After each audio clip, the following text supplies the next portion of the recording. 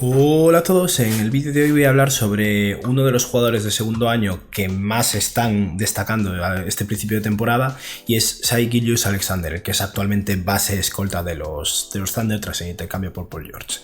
Antes de nada, como siempre, si os gusta lo que estoy haciendo, por favor suscribiros, dadle a like y comentadme abajo qué creéis que va a llegar a ser Shai Gilgeous-Alexander, si creéis que va a ser un All-Star, si va a ser un titular sólido, si va a ser uno de los mejores jugadores de la liga o si se va a quedar en nada, va a tener un bajón y se quedará pues en los números que hizo en su primer año.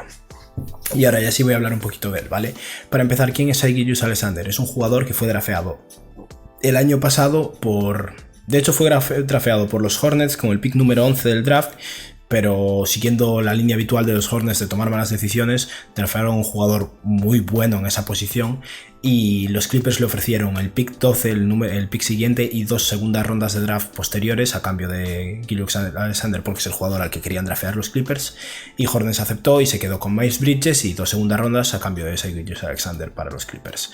En definitiva, debido a eso, ya desde la noche de draft, Alexander se convirtió en el jugador de los Clippers y en su primera temporada como rookie ya jugó como titular, si no recuerdo mal, 73 partidos, una cosa así, en un equipo sólido de playoffs, y realmente es un jugador que demostró mucho nivel desde el principio. Con 20 años, en su primer año en la NBA, promedió 11 puntos por partido y unas 3 asistencias y 3 rebotes como eso, base titular en la mayoría de partidos, y siendo un jugador sólido incluso en la primera ronda de playoffs que jugaron contra los Warriors. Tras este año en el que realmente tuvo una actuación muy sólida, de hecho formó parte del segundo quinteto de novatos de la NBA, formó parte del intercambio entre los Thunder y los Clippers por Paul George, un poco como la pieza principal, el jugador joven más prometedor, junto con los picks de draft, Gallinari, etc. Y después de eso, lleva ahora 6 partidos básicamente en los Thunder, y es un poco la esperanza de Oklahoma. Al final es el jugador joven con más potencial del equipo, el que se espera que tome las riendas del equipo. Ahora mismo está jugando junto con Chris Paul, que es un jugador mucho más experimentado que él y que es un base puro, mucho más que Alexander al final, y del cual puede que aprenda mucho, pero desde luego, independientemente de si viene por Chris Paul o no el tema, está teniendo un segundo año impresionante. Ahora mismo en 6 partidos está promediando casi 22 puntos por partido, 3 asistencias y 7 rebotes. Evidentemente llevan muy pocos partidos, esto seguramente cambie, pero sí que se ve una mejora muy considerable con respecto a los números de su primer año, manteniendo una eficiencia similar, un poquito mejor y básicamente aumentando exponencialmente en función del aumento de minutos. También en su primera temporada jugó los 82 partidos y promedió 26 minutos y medio por partido. Ahora mismo en 6 partidos lleva 35 minutos por partido de media. Es un aumento muy considerable, lo cual es normal. Es un jugador de 21 años que se espera que se convierta en uno de los jugadores principales del equipo y esperan desarrollarlo. Con respecto a estos números, evidentemente espero un bajón. Está promediando 22 puntos por partido y yo me imagino que a lo largo de la temporada esto bajará un poquillo, pero viendo cómo está jugando no me sorprendería que acabe eso en 18 o 19 puntos por partido en su segundo año en la NBA. El principal aumento que se ve básicamente es, bueno, de intentos en general de tiros de campo, pero desde el tiro de 3, por ejemplo, su primera temporada promedió menos de 2 triples por partido con un casi 37% de acierto. Esta temporada está promediando casi 5 triples por partido con casi un 38% de 3, o sea que ha mejorado ligeramente su eficiencia y está tirando un volumen mayor y esto al final se traduce en más anotación. Con respecto a las asistencias, denotan que todavía le falta mucho en ese campo. Es al final un base escolta, porque muchas veces está jugando junto con Chris Paul, pero es un base que está promediando 3 asistencias por partido. Tiene que mejorar mucho en este aspecto porque al final, si bien puede ser un base centrado fundamentalmente en anotación, a lo largo de su carrera tendrá que desarrollar un poco esta habilidad y por lo menos lo ideal sería que promediara unas 5,5 asistencias por partido. En esto Chris Paul podría ayudarle mucho. También depende realmente del tiempo que dure Chris Paul en Oklahoma, dado que hay rumores de que lo quieren los Bucks. Al final Chris Paul es un jugador que es bastante posible que acabe este año en un equipo diferente, pero sea como sea, Shai debería intentar todo lo posible aprender lo máximo de él de creación de juego, porque al final es uno de los mejores creadores de juego de la historia de la NBA básicamente.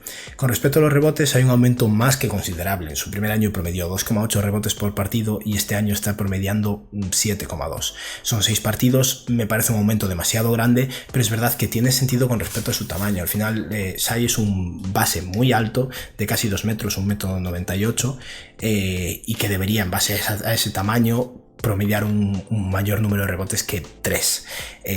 Me imagino que a lo largo de la temporada esto bajará un poco, pero tal vez que consiga elevar sus rebotes a, no sé, 5,5, 6 rebotes por partido con 3,5, 4 asistencias en su segundo año y unos 19 puntos por partido. Para mí eso es probablemente el jugador más mejorado de la temporada. Es un jugador al que yo la verdad nunca me había planteado como candidato al jugador más mejorado de la temporada para este año. Y sin embargo ahora mismo le veo muchas posibilidades en ese aspecto. Al final es un jugador que tiene muchos recursos. A mí me gusta mucho verlo jugar, la verdad es que es muy espectacular, porque es un jugador que, si bien no es hiperatlético, es muy alto, muy largo, tiene unos brazos larguísimos y es uno de esos jugadores que al final parece que está haciendo contorsionismo en el campo. A la hora de finalizar a canasta es capaz de retorcerse para dar sacado la bola aunque tenga dos defensores delante.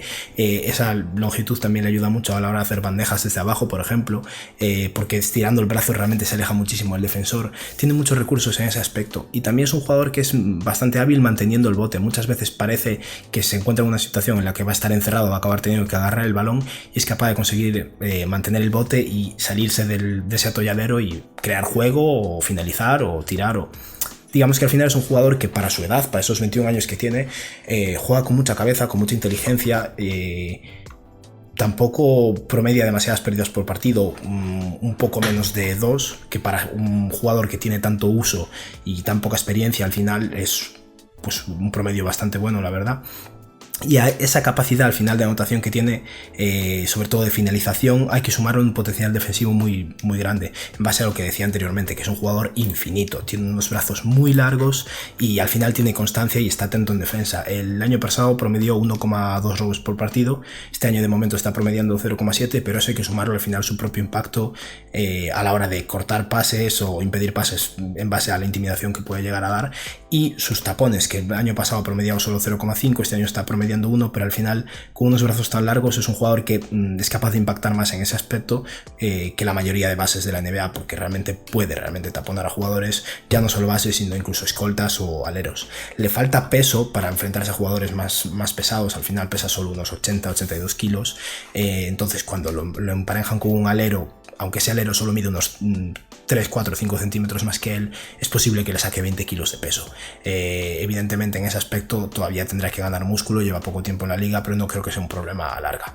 Es por eso que al final veo en Zion un jugador que posiblemente a lo largo de su carrera pueda llegar a ser un miembro de un quinteto defensivo en varias ocasiones. Al final es un físico parecido al de Dejounte Murray, por ejemplo, pero sumando a eso una capacidad ya con 21 años de anotación y de generar juego y de finalizar sobre todo debajo del aro muy muy muy potente. Tiene que mejorar su capacidad de pase, aumentar el número de asistencias. Y con respecto al tiro, si bien no tiene unos malos porcentajes de tiro, es eso, en su primer año como novato, sobre todo de 3, que es lo que más importa ahora mismo en la NBA, casi un 37% de tiros de 3, ahora casi un 38%. Tiene una técnica que a mí no me convence. Si le funciona al final es respetable, pero es un jugador que salta muy poquito para su tamaño, me sorprende, es como que se eleva muy poco y que saca el tiro muy desde abajo, lo cual hace desde mi punto de vista que sea un tiro más fácil de bloquear que otros. Es verdad que en base a su altura, emparejado contra la mayoría de bases, eso no debería ser un problema porque al final está ya de una posición... parte de una posición superior a la de su defensor. Es un poco como lo que puede pasar con Kevin Durant frente a otros aleros, pues puede pasar con Shai Gilgeous-Alexander y otros bases. Esa diferencia de altura pues le permite sacar el balón desde más abajo. Aún así, no soy un enamorado de su técnica, pero bueno, si le funciona, al final no es un caso como el de Lonzo Ball, que no solo tiene una técnica rara, sino que no le entra. En su caso, pues le están entrando mucho más de lo que uno esperaba. Aún así, no es un tirador nato, no le gusta realmente levantarse en cualquier situación y tirar, pero sí que si lo dejan solo, va a tirar, las va a meter más de lo que uno se esperaba cuando llegó a la NBA. Y esto seguirá mejorando con el tiempo. Por eso, si bien actualmente los Thunder no tienen un futuro súper brillante a nivel inmediato, con Gilgeous-Alexander liderando con 21 años, con todos los picks de draft que tienen, con Darius Blasey, con Alex Ferguson, con varios jugadores jóvenes que tienen, y con eso posiblemente Alexander convirtiéndose a la larga un jugador de 24 puntos por partido con 7 rebotes y 4 asistencias, es posible que los Thunder estén en una situación mucho mejor de lo que uno se esperaba cuando en el mismo año están perdiendo a Paul George y Russell Westbrook.